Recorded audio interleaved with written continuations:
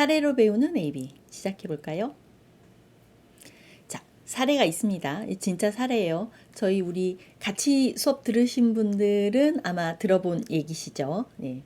어느 날 아이가 거실에서 노는데 아파트 관리실에서 안내방송을 내보내는데 너무 크게 놀란 거예요. 네. 그래서 그날 이후로 아이가 거실을 몹시 두려워해서 자기 방에서만 생활합니다. 점점 심해져서 식탁에서 밥을 먹지도 못하고 모든 걸 자기 방에서만 해결하려고 해요. 어떻게 하면 좋을까요? 예요. 자, 점진적 접근법. 우리가 하려는 게 이거예요. 점진적 접근법. 잘 보도록 하죠. 특정한 상황이나 사람, 물건, 환경을 너무 싫어하는 우리 아이. 도대체 어떻게 하면 싫어하는 행동, 환경, 사람을 좋아하게 만들까? 점진적 접근법 보죠. 먼저 우리가 조금 이론을 알아야 하는 게 있어요. 복습을 한번 해볼게요. 행동 형성이라는 게 있어요. 도달점 행동을 향한 점진적 접근을 차별화하는 방법입니다. 목표 행동을 전혀 하지 못할 때 가르치기 위한 방법이에요. 처음에는 약간만 비슷한 행동을 해도 강화, 그리고 점점 더 비슷한 행동을 강화하고 덜 비슷한 행동은 무시. 연속적 근사치를 차별화하는 방법이에요. 배웠죠? 최종적으로는 목표 행동을 정확히 하는 거예요. 그게 목표입니다. 도달점 행동으로 나아가는 거예요. 어떻게? 점진적으로가 핵심입니다.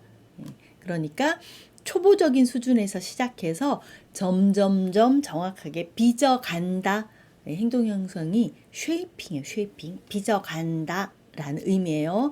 점진적으로 간다. 단계적으로 간다. 어디까지? 도달점 행동까지. 자, 그 다음에 체계적 둔감법이 있어요. 우리 이 행동 형성의 점진적 접근법, 체계적 둔감법의 점진적 접근법, 이거를 응용할 거거든요. 체계적 둔감법은 불안 행동 지도에 아주 효과적인 것으로 알려져 있어요. 불안을 유발하는 자극이 있죠? 거기에 점진적으로 노출시키는 거예요. 한 번에 풍덩이 아니라 점진적으로 약하게 한번 노출시켜보고 그 다음에 조금 더 해서 점차 둔감화하는 거죠. 체계적 둔감화 뭐 이렇게 얘기도 해요. 그래서 처음에는 막 너무 싫어했던 반응인데 해보니까 뭐 괜찮네. 뭐 그럭저럭 여기까지 참을 수 있어. 하다가 점점 괜찮아지고 부정적인 반응이 줄어들 것이다 라는 거예요. 실제로 불안 행동 지도에 많이 씁니다. 장애 비장애를 따지지 않고 많이 쓰는 방법이에요. 근데 이제 주의할 점이 있어요. 먼저 개별화된 평가를 해야 돼요. 특히 자폐성 장애 친구들이 감각적으로 굉장히 민감한 경우 있잖아요. 그런 경우에도 무조건 참아! 괜찮아! 참을 수 있어! 견뎌! 뭐 이렇게 할 수는 없는 거거든요. 평가를 해야죠. 어느 정도까지 민감한가? 이거를 체계적으로 평가하고 시작해야 됩니다. 무대뽀를 막 참게 시킨다고 다 되는 게 아니에요. 어느 정도 민감한지 파악을 하고 그 다음에 목표를 설정해야 돼요. 마지막 최종적으로 둔감화가 어디까지 둔감화 하면 될 것인가 라는 거예요. 구체적인 목표 수준을 정해야 합니다. 네. 전혀 신경 쓰지 않도록 할 테다. 이러면 감각적으로 민감한 친구들 같은 경우에 너무 힘들 수도 있어요. 그러니까 참을 수 있는 수준을 일상생활에 지장 없는 수준을 정해야 해요. 그리고 단계별로 작은 단계부터 차근 점진적으로 접근합니다. 그리고 중요한 거 그렇게 새로운 단계마다 긍정적인 경험을 제공을 해야죠. 강화해야 된다는 얘기입니다. 그리고 모니터링 해야 돼요. 잘 돼가고 있는지. 이거를 일상에서 자연적인 활동과 잘 통합해서 일관성 있게 적용해야 합니다. 자, 이 두 가지 이론적 배경으로 우리 사례를 다시 보죠. 아이가 거실에서 놀다가 너무 깜짝 놀랐어요. 그래서 거실을 무서워하기로 했어요. 그러면 우리가 이걸 해결하는 방법이 어떻게 하면 거실을 안 무서워하게 할까만 보면 이거는 체계적 둔감화에 가까워요. 그죠? 그런데 이것만 가지고 아이들은 조금 힘들 수 있어요. 그러니까 더 좋은 건 긍정적인 행동을 새로 만든다. 쉐이핑까지 같이 들어가야 해요. 어떤 거? 거실을 안 무서워하고 거실을 떠나 자기 방에만 있는 행동 어떻게 하면 안 할까가 아니라 어떻게 하면 거실에서 즐겁고 재밌게 놀까? 어떻게 하면 주방에서 식탁에 앉아서 밥을 먹을까? 어떻게 하면 TV도 볼까? 오빠랑도 거실에서 뒹굴까를 그 긍정적 행동을 어떻게 더 많이 하게 할까를 고민해야 되는 거죠. 자, 솔루션이라고 한번 볼까요? 목표를 거실을 어떻게 하면 재밌는 곳으로 만들까? 어떻게 하면 거실에서 재밌는 활동을 많이 할 수 있도록 할까가 목표가 돼야 돼요. 그래서 거실에 조금만 나오면 거실에서 재밌는 놀이가 있고 맛있는 간식이 있고 아이패드가 있고 그리고 TV로 넷플릭스로 캐대헌도 보고 뭐 이렇게 되는 거죠. 그래서 거실은 좋은 곳, 재밌는 곳, 거기 즐거운 활동이 있는 곳으로 만들어야 해요. 그게 강화제죠. 그래서 점진적으로 어떻게 처음에 방문을 그냥 좀 열어놓고 방문 열어놔도 아무런 일도 일어나지 않는구나. 처음에 좀 싫을 수도 있겠지만 금방 둔감해되고 너무 재밌는 일이 금방 있는 거죠.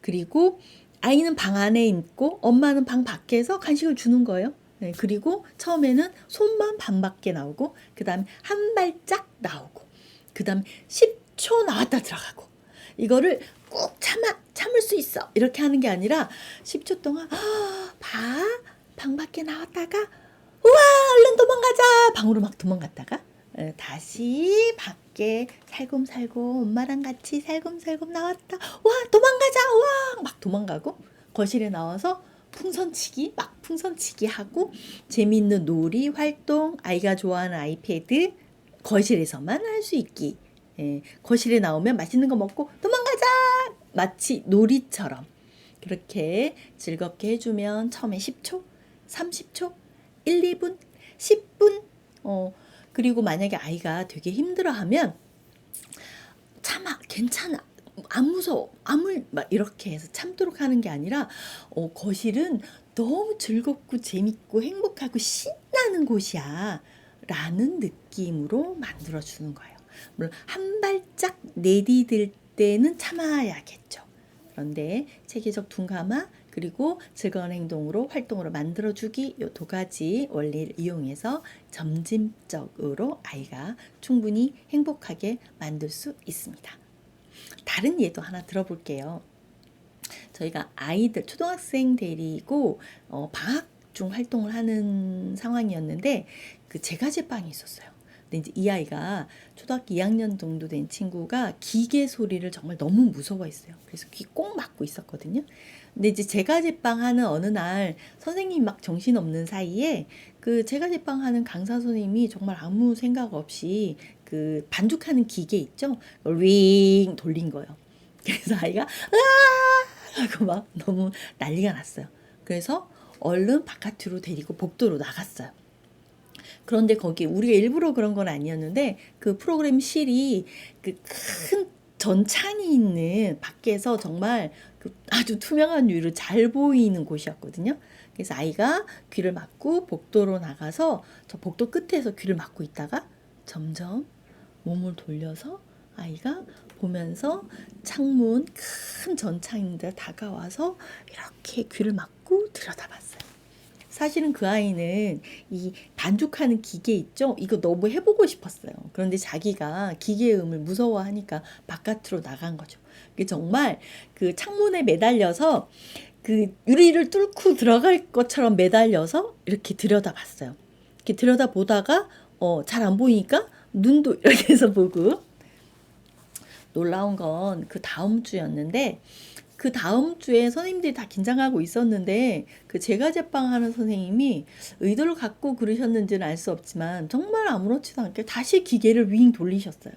그런데 아이가 귀를 막고 뛰쳐서 바깥으로 나가진 않고 그냥 그 유리창을 등지고 벽에 딱 붙었어요.